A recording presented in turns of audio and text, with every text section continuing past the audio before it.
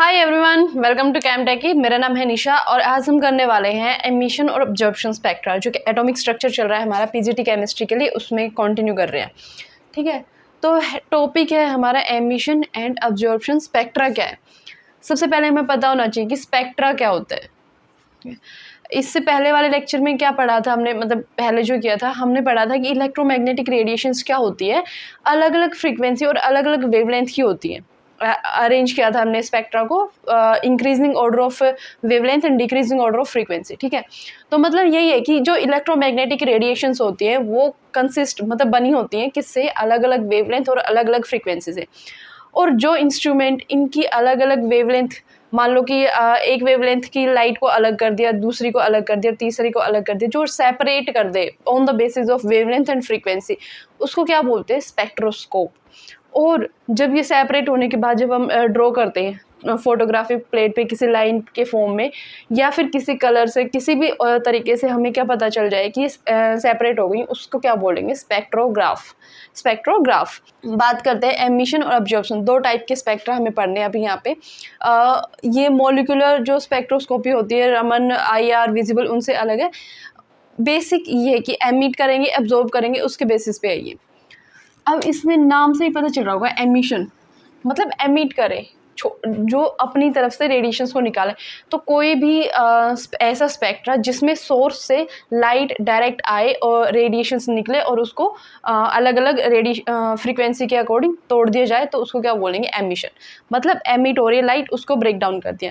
यहाँ पे है अब्जॉर्प्शन, मतलब कहीं से लाइट आ रही होगी लेकिन बीच में कुछ ऐसा रखा होगा, कोई ऐसा सब्सटेंस या फिर सोल्ट, जो क्या करेगा, इस लाइट का कुछ पार्ट अब्जॉर्ब कर लेगा और बाकी को अपनी इस साइड से रिलीज करेगा, और जो निकली है वेवलेंथ और फ्रीक्वेंसी उसको क्या किया जाएगा, डिटेक्ट किया जाएगा। बेसिक डिफरेंस समझ आ गया। मतलब इसमें जो लाइट एमिट होगी वो डायरेक्टली स्प्लिट की जाएगी, और इसमें क्या होगा, बीच में कुछ ऐसा रखा जाएगा, सोल्ट वोलेटाइल होगा, जो कि कुछ लाइन्स को अब्जॉर्ब करेगा और बाकी को डिस्प्ले करेगा। ठीक है, अब बात करते हैं कि emission spectra, I hope clear हो गया होगा।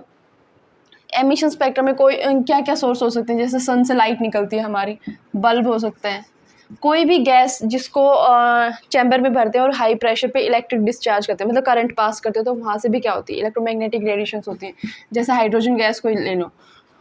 ठीक है, तो ये हो गया एमिशन। अब एमिशन के बाद दो टाइप का होता है एमिशन स्पेक्ट्रा, कॉन्टिन्यूस और डिसकॉन्टिन्यूस। ये सिर्फ इसमें देखना, कॉन्टिन्यूस डिसकॉन्टिन्यूस। अब्जॉर्प्शन का कोई ऐसा पार्ट नहीं है कि कॉन्टिन्यू होगा या डिसकॉन्टिन्यू होगा, ये हमेशा डिसकॉन्टिन्यूस होगा। कैसे होगा बताती हूँ अभी। अब इसमें बात करते हैं कॉन्टिन्यूस स्पेक्ट्रा। ये क्या होगा, सन की लाइट हो या फिर कोई भी ऐसा सोर्स जिससे वाइट लाइट निकल रही हो। वाइट लाइट समझते हो, 7 कलर्स से मिलकर जो बनती है। मतलब कहीं से भी वाइट लाइट को जब हम प्रिज्म से पास करते हैं, जो प्रिज्म होता है अपना, देखा होगा फिजिक्स में आपने एक्सपेरिमेंट किया होगा, प्रिज्म से जब लाइट को पास करते हैं, वरना जनरल सी चीज़ है, प्रिज्म से जब लाइट पास होगी तो वो 7 कलर्स में टूट जाती है। ठीक है, तो ये क्या होता है, कॉन्टिन्यूस स्पेक्ट्रा। इसको कॉन्टिन्यूस क्यों बोलते हैं। रेनबो देखा होगा आपने, रेनबो होता है तो उसमें क्या होता है कि वॉयलेट कलर है, फिर इंडिगो है, ऐसे विब्ग्योर रेड कलर तक पहुंचता है। लेकिन क्या ऐसा होता है कि यहाँ पे वॉयलेट कलर है, बीच में खाली जगह आ गई है, फिर इंडिगो आया है, फिर येलो के लिए भी बीच में खाली आसमान पड़ा है, फिर येलो है। ऐसा नहीं होता ना, मर्ज होते हैं सारे एक दूसरे में। वॉयलेट को ओवरलैप करता हुआ इंडिगो मिलेगा, येलो को ओवरलैप करता हुआ ऑरेंज मिलेगा, ऐसे ओवरलैपिंग है, मतलब बीच में कोई खाली जगह नहीं है, ये कॉन्टिन्यू है, तो इसको बोलेंगे कॉन्टिन्यूस स्पेक्ट्रा। आई होप समझ आ गया होगा। ये बहुत ही सिंपल है, लाइन गई यहाँ से 7 उसमें डेविएट हो गई। अब इसमें ध्यान रखने वाली बात क्या है, और क्वेश्चन क्या पूछ सकते हैं कि जो वाइट लाइट होती है, जब हम उसको ब्रेक डाउन करते हैं, तो कौन सा कलर होता है जो लीस्ट डेविएट होता है, या फिर कौन सा होता है जो सबसे ज़्यादा डेविएट होगा, फ्रीक्वेंसी किसकी ज़्यादा होगी या वेवलेंथ किसकी ज़्यादा होगी, ये आपको पता होना चाहिए। ठीक है, तो इसको विब्ग्योर से याद रखते हैं, violet, indigo, blue, green, yellow, orange और रेड। यहाँ से यहाँ पर जब जाते हैं तो लैम्डा हमारा इंक्रीज होता है, मतलब वेवलेंथ इंक्रीज होगी, तो सीधी सी बात है फ्रीक्वेंसी डिक्रीज होगी। आगे समझ। और यहाँ पे क्या होता है, ऐसे जब लाइट पास की है यहाँ से, तो ये ऐसे जाती है लाइट, मान लो ये 7 कलर्स, तो यहाँ पे क्या है, वॉयलेट, इंडिगो, ऐसे रेड यहाँ पे आएगा। तो डेविएशन क्या है कि अगर ये लाइट ऐसे सीधे सीधे जा रही थी तो इसको कौन सा पाथ फॉलो करना था, ऐसे डायरेक्ट निकल जाना चाहिए था, बट ये क्या हुआ है, अपने पाथ से थोड़ा झुक गई है, नीचे की तरफ आ गई है। तो इसमें देखो वॉयलेट सबसे ज़्यादा डेविएट हो गया, इतना डेविएट हो गया, और रेड सबसे कम डेविएट हुआ है। तो वॉयलेट सबसे ज़्यादा डेविएट होता है, ध्यान रखना, पूछ सकते हैं। डेविएट वॉयलेट होगा और रेड सबसे कम डेविएट होगा, इसकी वेवलेंथ सबसे ज़्यादा होती है, ठीक है। और एक ये भी पूछा जा सकता है कि जो सिग्नल वगैरह होते हैं उसमें रेड लाइट क्यों यूज़ करते हैं। इसका क्वेश्चन खुद से एक बार ट्राई करो फाइंड आउट करने का, ठीक है। तो अब बात करते हैं डिसकंटिन्यूअस स्पेक्ट्रा, या फिर जिसको बोलते हैं लाइन स्पेक्ट्रा भी बोलते हैं। और बाद में जब हमें पता चला कि ये एमिशन कैसे होता है, कैसे इलेक्ट्रॉन जंप करते हैं, तो उसके बाद इसको बोला गया एटॉमिक स्पेक्ट्रा। तो ये तीनों नाम एक ही है, डिसकंटिन्यूअस स्पेक्ट्रा बोलो, लाइन स्पेक्ट्रा बोलो, या फिर एटॉमिक स्पेक्ट्रा बोलो इसमें हाइड्रोजन में, ठीक है। तो इसमें क्या होगा, मान लो ये NaCl के क्रिस्टल्स थे, आपने स्पैचुला में रखे, ये बंसन बर्नर है, हीट किया, हीट करते ही क्या होगा, यहाँ से कुछ रेडिएशंस निकलेंगी। जब इनफ हीट हो जाएगी तो यहाँ से कुछ रेडिएशंस निकलेंगी, और यहाँ पे जो एक स्लिट हमने लगा दी ताकि एक ही रेडिएशन जाए यहाँ से, यहाँ पे जैसे ही ये जाएगी रेडिएशन, प्रिज्म है ये, ठीक है। तो इस प्रिज्म से जाते ये क्या हुआ, हमने देखा कि NaCl में ये 2 लाइंस में टूट गया, इन 2 लाइंस पे, और इनकी वेवलेंथ है 5890 और 5896। याद करने की ज़रूरत नहीं है, बट ये ध्यान रखना कि 2 लाइंस में टूटा है NaCl, और ये किस कलर की निकली है, येलो कलर की, ध्यान रखोगे। तो ऐसे ही हमने और कोई सॉल्ट ले लिया, या फिर हाइड्रोजन गैस को हाई प्रेशर पे और इलेक्ट्रिक डिस्चार्ज किया, तो भी क्या हुआ, अलग अलग लाइंस निकली है। अब ये क्या है, ये स्पेक्ट्रोग्राफ है। अच्छा एक बात बताओ, जो प्रिज्म है उसको स्पेक्ट्रोस्कोप, क्या इसको स्पेक्ट्रोस्कोप बोलेंगे कि नहीं बोलेंगे? बोलेंगे, सीधी सी बात है, क्योंकि इसने भी तो अलग अलग वेवलेंथ के लिए अलग अलग वेवलेंथ में लाइट को तोड़ दिया है, ठीक है। तो इसको भी क्या बोलेंगे, स्पेक्ट्रोस्कोप है। प्रिज्म भी क्या है, स्पेक्ट्रोस्कोप है। अब ये स्पेक्ट्रोग्राफ मिला आपको, यहाँ पे NaCl के केस में क्या मिला है, येलो कलर की 2 लाइंस मिली, ये वाली और ये वाली, और ये किस वेवलेंथ के कॉरेस्पॉन्डिंग थी, इन वेवलेंथ के अकॉर्डिंग, ठीक है। ऐसे ही जब हमने पोटेशियम लिया, सोडियम लिया तो येलो निकला, वैसे ही पोटेशियम के लिए क्या निकले, वॉयलेट कलर की लाइन्स निकली है। तो क्या हो रहा है, हर एक एटम का, हर एक जो कंपाउंड आप ले रहे हो उसके अकॉर्डिंग अलग अलग वेवलेंथ के अकॉर्डिंग, किसी में 2 लाइन से आ रही है, किसी में 3 लाइन, किसी में एक ही लाइन आ रही है। तो इससे क्या हो गया कि आप आइडेंटिफाई कर पा रहे हो कि अगर ये 2 एंगस्ट्रॉम की लाइन्स आ रही है और येलो कलर की आ रही है, तो वो सीधी सी बात है, वो NaCl ही होगा। अगर 3 लाइन्स आ रही हैं, वॉयलेट कलर की आ रही है, तो पोटेशियम ही होगा। तो इसको क्या बोल देते हैं, इसीलिए फिंगरप्रिंट बोल देते हैं। इससे आइडेंटिफाई कर सकते हो आप एटम कौन सा है, उसमें कौन कौन से कंपाउंड कौन से, कौन कौन से एटम्स हैं, ठीक है। तो इसको क्या बोल देते हैं, फिंगरप्रिंट ऑफ द एटम, ये जो लाइन स्पेक्ट्रा आता है। इतनी सी बात समझ आ गई। तो ये जो लाइंस आएंगे, स्प्लिट होगा, ये nature of atom, nature of compound पे डिपेंड करेगा, गैस कौन सी उस पर डिपेंड करेगा।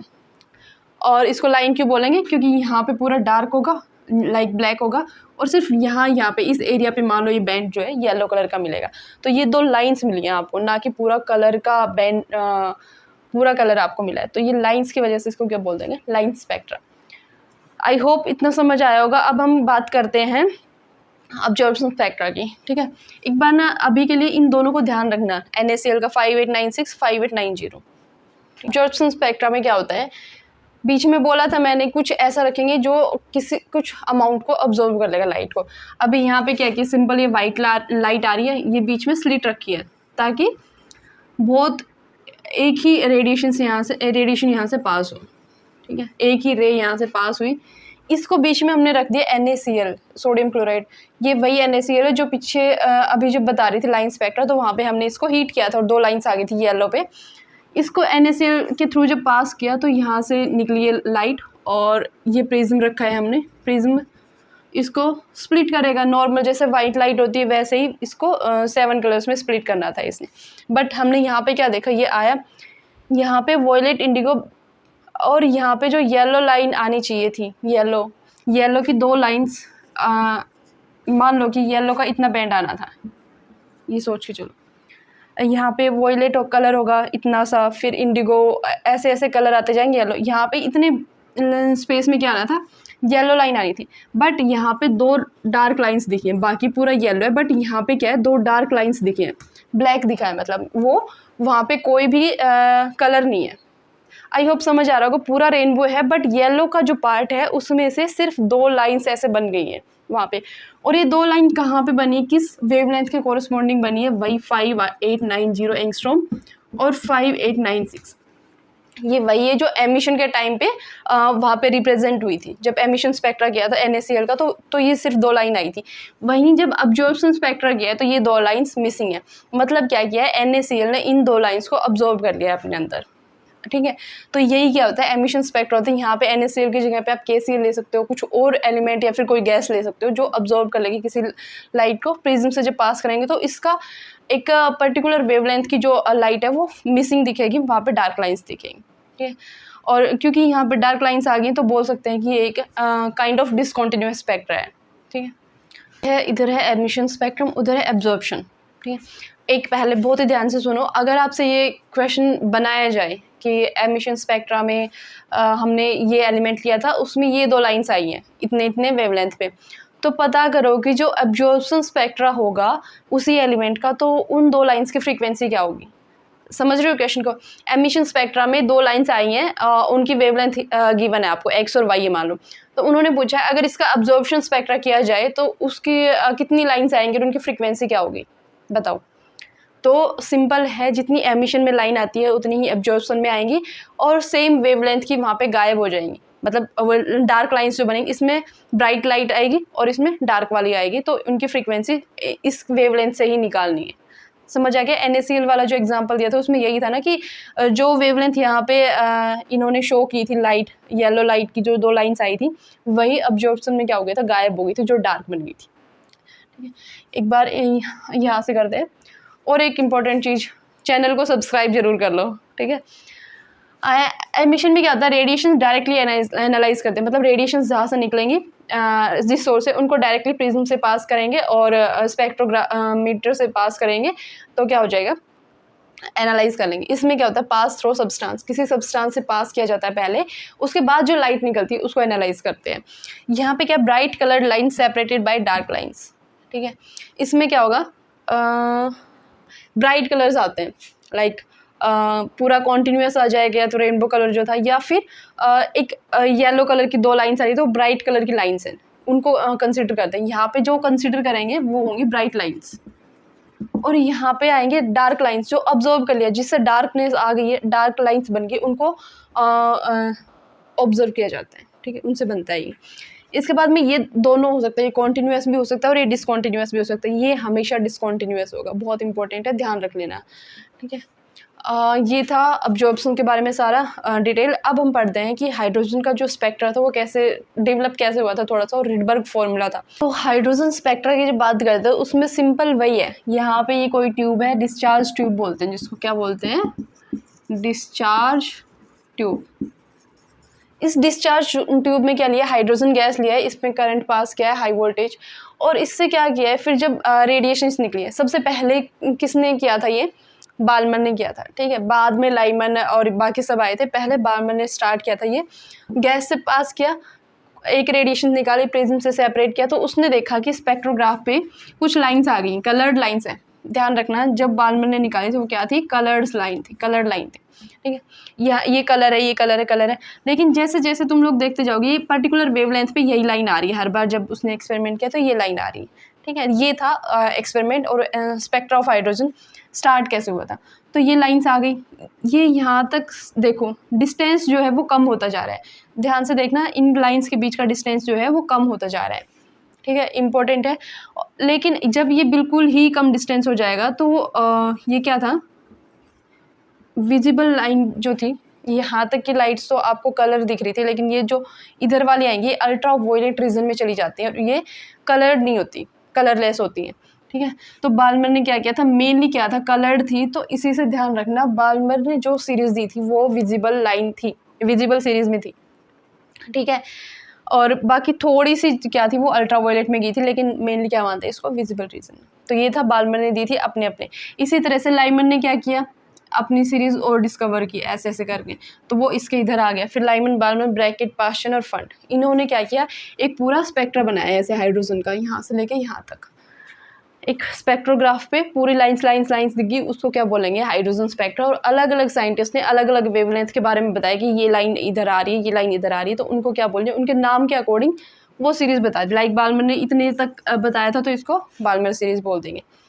तो बाल्मर ने क्या किया, अपना एक फॉर्मूला दिया। जब इसने ये इतनी सारी लाइंस निकाली तो उन्होंने बोला कि एक कॉमन सा फॉर्मूला देता हूँ, अगर इसमें अप्लाई कर दोगे तो मेरी सारी लाइंस आ जाएंगी। और बाल्मर का जो फॉर्मूला था वो यही था कि आप म्यू बार याद है ना क्या था, म्यू बार था wave number is equal to R into 1/2 का स्क्वायर माइनस 1/n2 का स्क्वायर। तो 2 के स्क्वायर की जगह पे क्या लिख दो तुम, 4 लिख दो।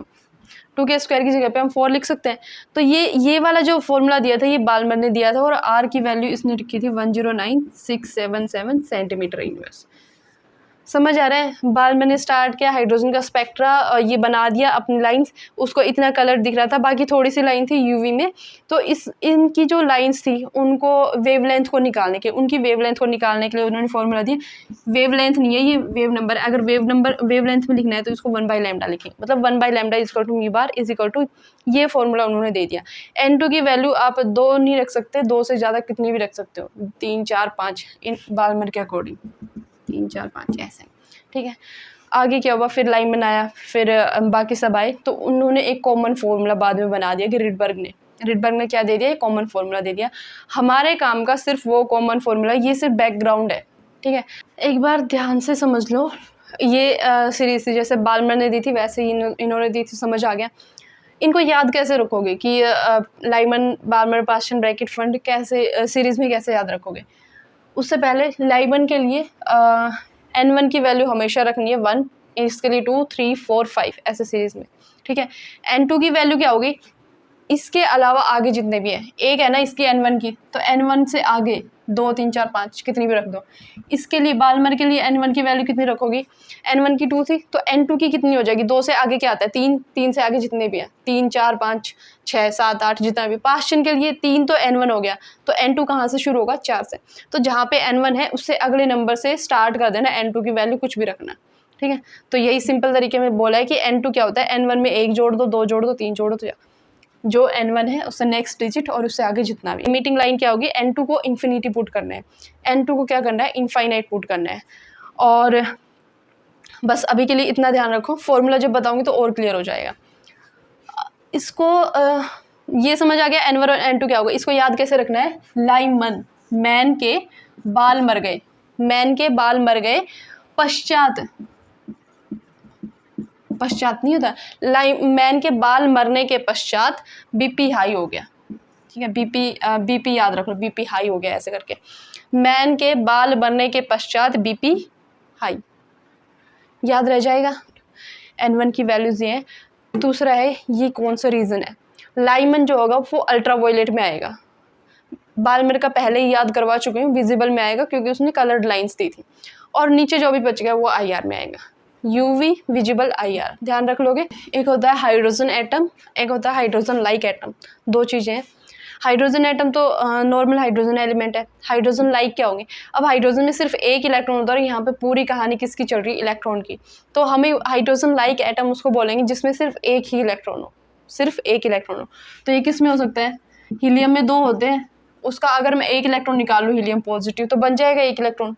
इसी तरह लिथियम में 3 होते हैं, तो लिथियम 2 पॉजिटिव लिख दूँ तो बन जाएगा एक ही इलेक्ट्रॉन, और बेरिलियम +3। इसी तरह आगे चलते जाओगे। तो ये जो एटम्स हैं ये हाइड्रोजन तो नहीं है, बट इनमें भी एक ही इलेक्ट्रॉन है, तो वो किसकी तरह बिहेव करेगा, इलेक्ट्रॉन हाइड्रोजन एटम की तरह, इसलिए इनको क्या बोलेंगे, हाइड्रोजन लाइक एटम। आगे समझ। अब यहाँ पे फॉर्मूला जो रिडबर्ग ने दिया था, ये जो 5 साइंटिस्ट ने अलग अलग सीरीज दी थी, उनके लिए बोला कि अगर तुम्हें अपनी अपनी वेवलेंथ निकालनी है ना तो सिंपल ये फॉर्मूला अप्लाई कर दो और तुम्हारी वेवलेंथ आ जाएगी। क्या बोला, म्यू बार यानी कि वेव नंबर किसके बराबर है, वेव नंबर की जगह पे मैं 1/λ लिख के लैम्डा निकाल सकती हूँ, ठीक है। ध्यान रखना, म्यू बार किसके बराबर हो गया, R × 1/n1² - 1/n2²। ये ध्यान रखना, ये वाला फॉर्मूला है, mu bar is equal to R × 1/n1² - 1/n2²। अब N1 क्या था ये तुम्हें गिवन नहीं होगा, क्या बोलेंगे, बाल्मर सीरीज, लाइमन, पास्चन जो भी है, तो N1 वहाँ से देखना जो मैंने टेबल में बनाया था, N1 वहाँ से देखोगे, N2 उससे नेक्स्ट रख लेना, या फिर तुम्हें N2 गिवन होगा। तो यहाँ पे R की वैल्यू क्या है, 109,677 सेंटीमीटर इनवर्स, ध्यान रखना है सेंटीमीटर इनवर्स है। तो ये जो म्यू बार या फिर लैम्डा की वैल्यू आएगी वो भी किस में आएगी, सेंटीमीटर में। आ गया समझ। म्यू बार की आएगी सेंटीमीटर इनवर्स में, लैम्डा भी किस में आएगा, सेंटीमीटर में। अगर मेरे को ये म्यू बार और लैम्डा की जगह अगर मेरे को इसमें फ्रीक्वेंसी निकालनी है डायरेक्ट, अगर मैं चाहती हूँ कि यहाँ पे frequency is equal to R into 1/n1² n2 square हो, तो जस्ट आर की वैल्यू को चेंज कर देना है डायरेक्टली अगर करना है। वरना सिंपल क्या कर सकते हो, लैम्डा अगर तुम्हारे पास आ गया है तो c is equal to mu lambda लगा के आप कैलकुलेट कर सकते हो। वरना डायरेक्टली निकालना तो क्या होता है, mu is equal to R की जगह पे ये वाली वैल्यू रखनी 15 1/n1² माइनस 1/n2²। ठीक है, ये फ्रीक्वेंसी का हो जाएगा। ये ध्यान जरूर रखना, ये फ्रीक्वेंसी और ये म्यू बार है। आर की वैल्यू म्यू बार के लिए ये होगी और फ्रीक्वेंसी के लिए ये होगी, इसी में बहुत कन्फ्यूजन क्रिएट होता है। ये समझ आ गया इतना पार्ट। अब यहाँ पे लिमिटिंग लाइन अगर कहीं पे गिवन हो आपको कि लिमिटिंग लाइन के लिए निकालो, तो n2 को आपने इनफाइनाइट पुट करना है। 1/n2 आपको चाहिए होगा, मतलब 1/इनफाइनाइट का स्क्वायर। तो 1/इनफाइनाइट क्या होता है, 0 होता है। इनफाइनाइट का स्क्वायर भी इनफाइनाइट, तो 1/इन्फिनिटी और वो 0 के बराबर आ जाएगा। मतलब लिमिटिंग लाइन में n2 ये टर्म पूरी ही 0 हो जाएगी। अब हाइड्रोजन लाइक के लिए कौन सा फॉर्मूला होगा, सेम फॉर्मूले में जेड स्क्वायर से मल्टीप्लाई करना है बस। ये जो फॉर्मूला था उसी में जेड स्क्वायर से मल्टीप्लाई कर दो। तो जेड स्क्वायर क्या है, जेड क्या है, एटॉमिक नंबर। ठीक है, एटॉमिक नंबर है ये। जैसे हीलियम का कितना हो गया, 2 हो गया, लिथियम का 3 हो गया, बेरिलियम का 4 हो गया, तो इनको स्क्वायर से मल्टीप्लाई करना है, ये हो जाएगा इनका हाइड्रोजन लाइक का। एक बार फिर से लिख देती हूँ क्लियरली। ये देखो, कोई हाइड्रोजन एटम हाइड्रोजन लाइक के लिए दोनों अलग अलग याद करने की जरूरत नहीं है, सिर्फ ये याद रखो mu bar is equal to 1/लैम्डा होता है। आर की वैल्यू रख दी हमने, ये क्या है R, 1/n1² minus 1/n2² into Z square. ध्यान रखना जेड स्क्वायर होगा। हाइड्रोजन का है तो जेड की वैल्यू 1 होती है, 1 को मल्टीप्लाई करो कोई फर्क पड़ेगा नहीं। तो इसको यही फॉर्मूला ध्यान रखना, एक ही फॉर्मूला है, इसी को ध्यान रखो बस। और अगर तुम्हें डायरेक्टली फ्रीक्वेंसी में निकालना है तो आर की वैल्यू ये वाली रखनी है, सिंपल, बस ये चेंज आएगा। 3.3 इंटू सेम है जेड की वैल्यू, जेड हाइड्रोजन गिवन है तो 1 पुट कर दो बस, सिंपल। तो ये क्वेश्चन है बहुत सिंपल सा, calculate the frequency and wavelength of radiation in nanometer. मतलब वेवलेंथ जो आपको रिपोर्ट करनी है वो किस में करनी है, नैनोमीटर्स में। Emitted when electron of hydrogen jumps from third orbit to ground state.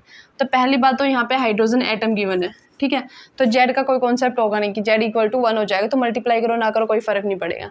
अब यहाँ पे क्या है, n1 क्या लेंगे, n2 क्या लेंगे, तो जहाँ पे भी जाए एटम 2, मतलब यहाँ से यहाँ पे गया, जहाँ पे इलेक्ट्रॉन जाएगा उसको क्या लेना है, n1 लेना है। ध्यान रखना इस चीज़ को, जहाँ पे जाएगा उसको n1 लेना है।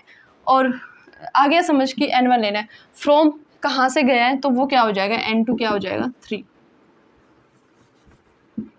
n2 क्या हो गया 3, और n1 जहाँ पे गया, कहाँ गया ये, ground state. Ground state hydrogen के लिए क्या लेंगे, पहला ही होता है, क्योंकि एक ही इलेक्ट्रॉन लेते हैं तो एक इलेक्ट्रॉन पहली शेल में जाएगा।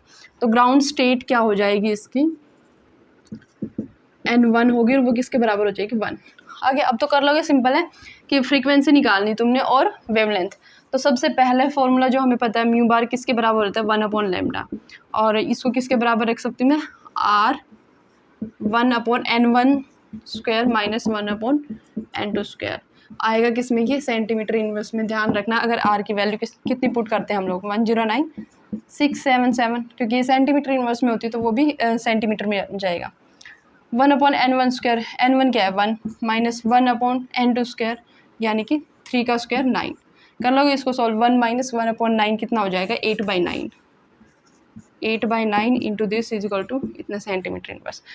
अब गलती क्या करोगे यहाँ पे, इसको इतना जो आंसर आएगा उसी को टिक कर दोगे, नहीं ये किसके बराबर है, 1/लैम्डा के बराबर है। निकालना क्या है तुमने, ये वेवलेंथ निकालनी है, तो ये किसके बराबर हो जाएगी 1/दिस आया, तो उसका इन्वर्स करके कैलकुलेशन करनी है। प्लस ये सेंटीमीटर इनवर्स में है, इसको एंगस्ट्रॉम में कन्वर्ट करना है, सॉरी नैनोमीटर में कन्वर्ट करना है, 10 की पावर से मल्टीप्लाई वगैरह करके। इसी तरह से अगर तुम्हें लैम्डा है तुम्हारे पास और फ्रीक्वेंसी निकालनी, तो फ्रीक्वेंसी किसके बराबर होगी, सी इंटू लैम्डा। डायरेक्ट अगर करोगे तो सी की वैल्यू पता है, ये तुम्हें speed of light into wavelength तुम यहाँ से निकाल लोगे, हो जाएगा। अब बिना कोई कैलकुलेशन करे मुझे ये बताओ कि ये जो लाइट एमिट होगी, यहाँ से कुछ लाइट निकलेगी ना, कोई रेडिएशन निकली है, तो वो कौन से रीजन में लाई करेगी, बालमर में, लाइमन में, पास्चन में, ब्रैकेट में, फंड में, मुझे ये बताओ जल्दी से। सिंपल चीज़ है। अगर इतना सब देके आपको क्वेश्चन पेपर में पूछा जाता है तो पूरा कैलकुलेशन करने की ज़रूरत नहीं है। चेक करो N1 क्या है, क्योंकि N1 से क्या होती है वो सीरीज़ पता चल जाएगी आपको। और अगर ये भी पूछ ले कि ये यूवी में आएगा, विजिबल में आएगा, तो वो भी बता सकते हो। यहाँ पे क्या है, N1 1 है। N1 1 किस में होती है? लाइमन में होती है ऑब्वियसली, तो लाइमन में हो गई है। और लाइमन में क्या, कौन से रीजन में लाई करती है? यूवी में। आ गया तीनों का आंसर, बिना कोई कैलकुलेशन करे ऐसे भी कर सकते हो इसको। तो पहले देख लेना इसको। इसके बाद अगर बात करते हैं हम नेक्स्ट न्यूमेरिकल की, क्वेश्चन लिखा है कैलकुलेट द वेवलेंथ है ये of spectral line obtained by spectrum of lithium 2 positive ion. पहली चीज़ ये मार्क कर लेना, लिथियम 2 पॉजिटिव है। क्या ये हाइड्रोजन लाइक है? हाँ, क्योंकि 2 पॉजिटिव गिवन है। अगर सिर्फ लिथियम दिया होता तो हम सोल्व नहीं कर पाते इसको। When transition take place between 2 levels, 2 level हैं, वही होंगे N1 और N2 जो मान के चलते हैं, तो 2 लेवल है हमारे पास N1 और N2, whose sum is 4 and difference is 2। तो जो 2 लेवल हैं N1 और N2 हमने लेके चले हैं, उनका सम किसके बराबर बोल दिया? 4, और डिफरेंस किसके बराबर बोल दिया है? 2 के बराबर। तो इन दोनों को सोल्व कर लो, मतलब डायरेक्टली ऐड कर दोगे तो हो नहीं जाएगा। 2 N1 ये यहाँ से कैंसिल, और 6, तो N1 किसके बराबर आ गया? 3। और इसी तरह N2 किसके बराबर आ जाएगा? 1 के बराबर आ जाएगा। फिर ये N2 हाँ 3 - 1 1 के बराबर आ गया। अब यहाँ पे दिक्कत क्या होगी? ये N1 और N2 क्या हो गया? ये सिमिलर N1 और X और Y मान के चलो। तो चलो N1 आ गया हमारे पास 3 और N2 आ गया 1। डायरेक्टली क्या करो अब इसमें उसमें पुट कर दो। Mu bar is equal to 1/λ होता है 109,677 इंटू 1/N1 का स्क्वायर 9 - 1। ठीक है, अब यहाँ पे N1 और N2 कहाँ से कहाँ पे गया है हमें पता नहीं है, तो इसको हम 1 - 1/9 लिखेंगे ताकि आंसर पॉजिटिव आए। आगे समझ। अगर इसको लिखेंगे तो उल्टा हो जाएगा। इनमें से कोई भी N1 कोई भी N2 हो सकता है, जस्ट वैल्यूज 3 और 1 है, ध्यान रखना। अब इसको सिमिलरली सॉल्व कर लो, हो जाएगा। और नेक्स्ट करते हैं। एक सेकेंड, ये जेड स्क्वायर से मल्टीप्लाई करना है, जेड स्क्वायर से मल्टीप्लाई करना है, यानी कि ये 9 से मल्टीप्लाई होगा। लिथियम का जेड कितना होता है? 3, और 3 का स्क्वायर 9, तो जो वैल्यू आएगी वो 9 से मल्टीप्लाई होगी। और ये 1/λ है, उल्टा करना है इसको, 1/दिस वैल्यू, वो आपका आंसर होगा। ठीक है, क्वेश्चन पेपर में इतना टिपिकल वो नहीं आएगा आपके पास कैलकुलेशन की, आप कैलकुलेशन नहीं हट के रह जाओ, थोड़ी सिंपल आएगी।